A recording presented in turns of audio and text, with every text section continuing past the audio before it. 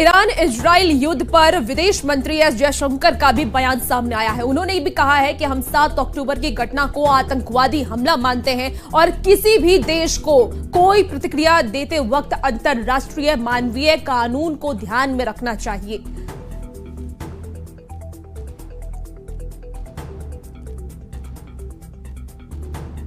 We understand that Israel had a need to respond.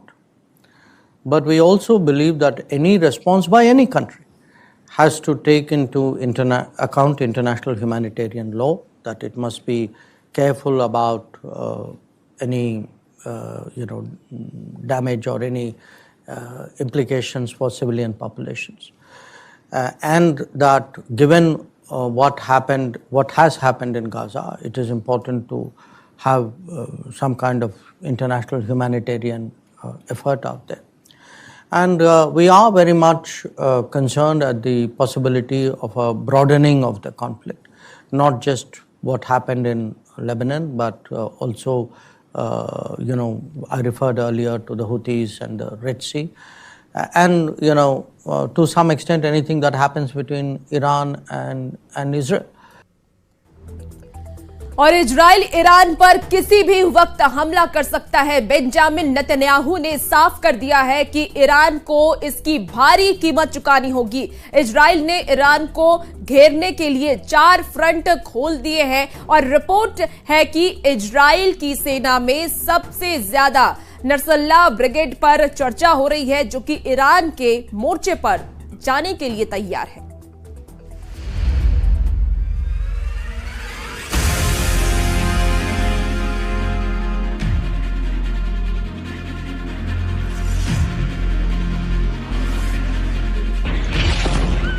Israel को रोकने के लिए ईरान ने 4 फ्रंट से हमलों की तैयारी कर ली है।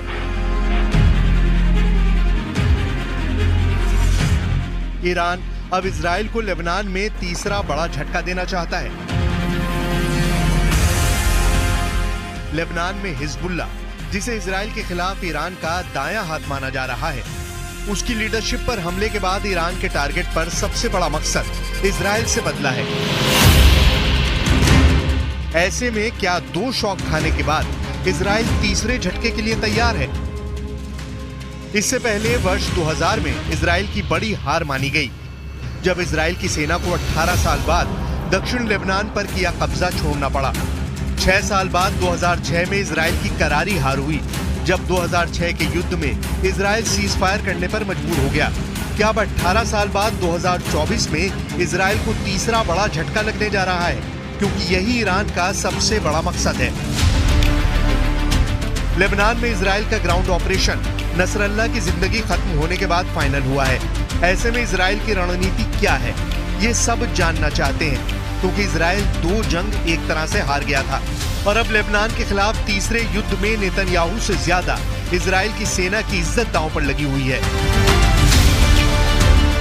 क्या इस बार लेबनान के खिलाफ ग्राउंड ऑपरेशन में इजराइल कुछ नया करने जा रहा है? It's very similar in the sense that the Israelis start with artillery bombardment and by air and sea to try and weaken Hezbollah on the ground and destroy the infrastructure, and then they send soldiers on the ground. So it's very similar, with the exception that this time that the senior leadership of Hezbollah is completely gone. It's assassinated, particularly their leader who was extremely well spoken and who led the movement for the last 3 decades.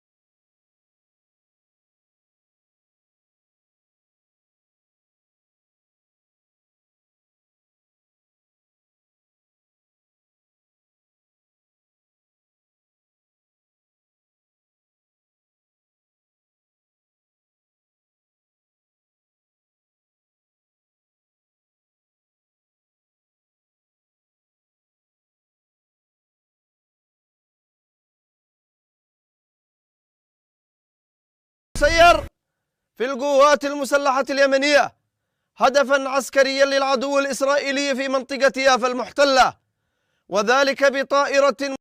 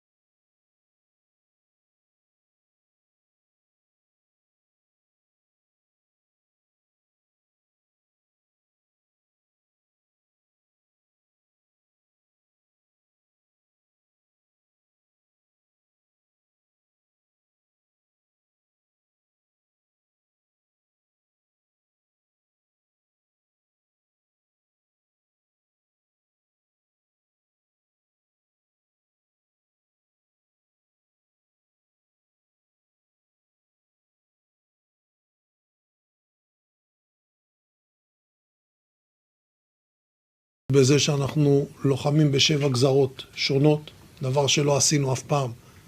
מעזה עבור ליהודה ושומרון, לבנון, סוריה, תימן, עיראק ואיראन। Iran ने 13 अप्रैल को Israel के Nevatim airbase को अपना सबसे बड़ा target बनाया था। तब ईरान ने सीरिया में अपने दूतावास पर हुए इजरायली हमले का बदला लिया था। ईरान ने दावा किया था कि 13 अप्रैल को उसकी 15 बड़ी मिसाइल नेवातिम एयरबेस पर गिरी। इस बार भी ईरान की तरफ से आने वाली काउंटर स्ट्राइक नेवातिम जैसे सैन्य अड्डों पर हो सकती है। ये बात इजराइल बहुत अच्छी तरह जानता है। अमेरिका के 2 एयरक्राफ्ट कैरियर लेबनान के करीब मंडरा रहे हैं।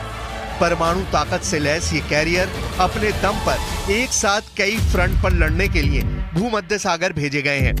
इसलिए लेबनान को डर सता रहा है। अमेरिका के सबसे बड़े बैटल ग्रुप में से एक यूएसएस ट्रूमन कैरियर और उसके साथ कई बड़े जहाज भूमध्य सागर के आसपास घूम रहे हैं। इजराइल को बचाने के लिए अमेरिका का नया डिप्लॉयमेंट ऑर्डर हमास और हिजबुल्लाह को डराने के लिए जारी हुआ है। बाइडेन के ऑर्डर को समझेंगे तो आपको पता चलेगा कि इजराइल और लेबनान का